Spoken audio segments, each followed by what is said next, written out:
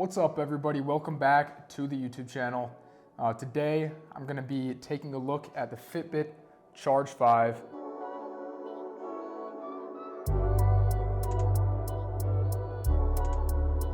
I'm just going to be unboxing it and giving my first thoughts on the product. I'll be doing a full in-depth review in a couple weeks, but for now, let's jump into the unboxing. All right, so first thing we're doing is just opening the box, which usually would be tough, but they make it pretty easy with the way that they package their products. There we go. I've always wanted a Fitbit, but for the wrong reasons. I just wanted one because I thought they were pretty cool, and I thought that having a Fitbit would automatically make me fit. But you know, over the years I've learned that that's not quite the case. And the reason that I got this in the first place is because I've been sleeping pretty poorly lately, which could be related to a number of things. I was gonna track, my sleep probably for around a week just to see what it looks like currently, and then compare it to next week or the following week, where I make changes to my day-to-day life just to see if my sleep gets better, and let you know if you should be making certain changes as well. Jumping into the box, here's the first look at the watch. So it's pretty slim. Currently got to take off the watch that I have. I'm not really a smart watch guy. I prefer analog watches, but this, I have a specific reason for wanting, which is, track sleep. And of course, I'll probably figure out some other things that it can do. All right, so first thing I'm gonna do is read the back of the box. So the Fitbit Charge 5, 24/7 heart rate and active zone minutes, stress management score and EDA sensor. Got no clue what that means. Heart health notifications, built-in GPS for pace and distance, which I won't be using because I don't like cardio. And then health and metrics like breathing rate and SpO2. So it's got, seems like a good amount of features, and I have no clue what any of those things mean. But I guess we'll find out for my in-depth review of the fitness tracker. Also comes with a 6-month premium trial of the Fitbit app, so may come in handy. Not really sure what the app has to offer yet, but again, for the review, I'll be jumping into all that goodness. All right, so here we got the box after opening the package. Pretty decent packaging. Looks like there might be some extra bands and stuff. Product information. Again, this is kind of just, stuff that nobody cares about. All right, jumping into some of the accessories. Looks like it comes with extra band, which is cool. Or is that, I think that's just a replacement band, which is still, nice to have, of course. And then we also got the charging cables and everything, which is probably important so that we can charge our Fitbit. My first review of the watch, as I open it, is it looks pretty nice. The thing that kind of drew me in about the Fitbit is I wanted a sleep tracker that I wasn't really going to notice was there, and because it's so compact and slim, I'm hoping that that's the case. There were some other sleep trackers that were in a similar price range, but this one seemed to be the best option for my needs. So the band is nice, just a silicone band, nothing special, but it seems like it'll do the job. The band kind of reminds me of the Apple bands, the Apple Sport bands, the way that it goes on, pretty similar. And let's see if we can turn this on. How do you do that? So, doesn't look like there are any buttons on this watch, which is kind of interesting. I don't know how this works exactly. There's these two little side panels that look like they may be, touch sensitive, but can't really tell, so I might have to end up reading the actual instructions, which I did not want to do at all. Maybe it's just not charged.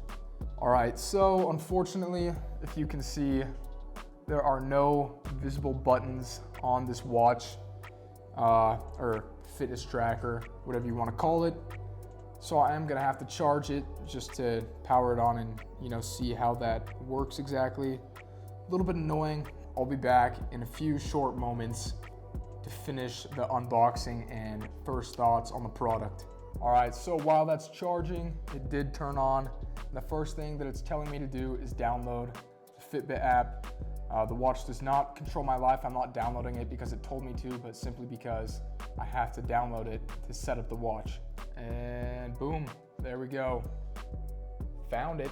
Through setting this up, the app seems like it's pretty simple, pretty easy to use, and it also has a lot of features, which is really cool. You can track, exercise, your eating habits, of course, how much you sleep, how many calories you're burning. So there are a lot of things that you can do with the watch, and I'm not necessarily, going to use the watch for all those things. I don't really care about most of them, but it is nice to know that I have that option if I ever need it in the future. Tracker is currently downloading or updating. You can see that through the app, and I don't think that they are buttons on the side. It seems like it's a full touchscreen fitness tracker. It's good and bad. I think it's cool that it's a touchscreen fitness tracker, because there are a lot that don't have any touchscreen capabilities. But at the same time, sometimes it's nice to have physical buttons. If you're sweating a lot, that can kind of get in the way of swiping, whatever. And this being kind of a workout aimed watch, it would be nice to have some buttons on there as well as the touchscreen. Fits pretty well. The extra band was a size large, and the one that came with it was a size small. So the large definitely fits my wrist better since I'm so beefy and muscular. The small was, of course, way too tiny. But we'll be back shortly once we get into the app to explain more of the capabilities of the fitness tracker. All right, so I am having a few difficulties setting up the watch with my phone. Syncing it is kind of tough because, I don't even know why. It just is. But it's not really syncing right now, but I can still run through all the features of the app that I can see so far, and I can run through the watch itself and how it seems to be running. Here we have the watch and the phone right in front of us. If we take a look at the app here, we can see that it tracks, a good amount of things here. We've got steps, miles, calories, stress management. We have sleep. Sleep goal is 8 hours, which I'm definitely not getting.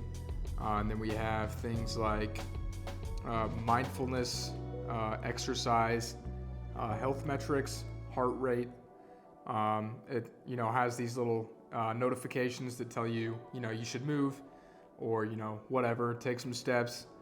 We have weight goals, so it is supposed to help you lose weight. Of course, you have to put in the work. The app is not going to make you lose weight. The watch is not going to make you lose weight. But there are just a lot of different ways to monitor your lifestyle. So you can definitely use it in a beneficial way, which is really cool that they have all these different applications for the watch. And then we have premium, which is included with the watch, but because I haven't set it up yet, I can't access that yet. But this is kind of all the base stuff that we can see here. And then jumping into the watch. All right, so now looking at the watch, we can see clearly tells the time, which is cool. I think that this is step tracking right here, or activity tracking. So it has the feature. Oh yeah, it looks like it's step tracking. So we have a lot of features that are important right here on the front screen, and I think that you can change that through the app. We have, I don't know what that is, but a couple different modes here: sleep mode, screen wake, so you can change how the screen turns on or stays on. We have water lock, so if you're going swimming, turn that on. If you're not, you can turn it off. It doesn't really matter, but it's cool feature, waterproof watch, so you can use it for a whole lot of activities. We can see all the stats here for the day, our activity levels, heart rate, and a bunch of different cool things on the watch here. And then of course we have settings, so a lot of different things you can do there. But anyway, it just seems like a pretty cool watch. Overall, cool fitness tracker, has a lot of features that I think will be helpful. I'll be doing a full review of the watch in just a bit here, like I said. That's about, all we got as far as the watch and the app goes, just for, first looks and first thoughts. All right, that's gonna do it for the unboxing of the Fitbit Charge 5. Hope you enjoyed. Stay tuned for my review of the Fitbit Charge, and stay tuned also for changes I'm making, habits that I'm changing to improve my sleep that I am monitoring with the Fitbit Charge 5.